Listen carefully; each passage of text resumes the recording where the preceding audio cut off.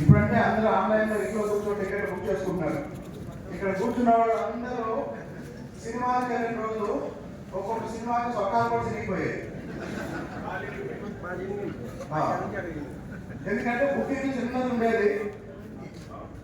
పైగా మనం బుకింగ్ ముందు ఉంటే పైకి కూడా వచ్చేవాడు.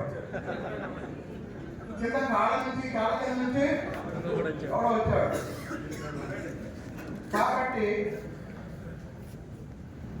ఒక ఎన్టీఆర్, ఒక ఏఎన్ఆర్, ఒక సూపర్ స్టార్ కృష్ణ, ఒక చిరంజీవి గారు, వీళ్ళంతా స్వయం కృషితో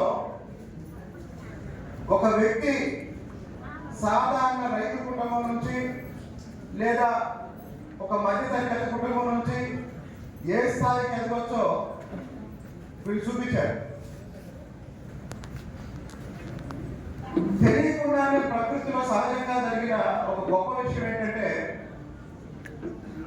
ఎన్టీ రామారావు గారు, అక్కినేని నాగేశ్వరరావు గారు తెలుగు సినిమా రంగంలో పునాదులు వేసి ఒక దారి చూపిస్తే, వాళ్ళకు మించిన క్రమశిక్షణతో ఆ దారిని మళ్ళీ 10 మందికి దారిగా మలిసిన వ్యక్తి మెగాస్టార్ చిరంజీవి గారు.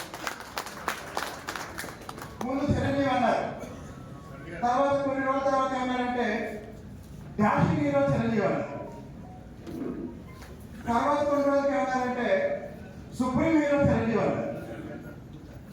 Dashing hero Chiranjeevi, dynamic hero Chiranjeevi, dashing and dashing. తర్వాత కొన్నాడు సుప్రీం హీరో చిరంజీవి.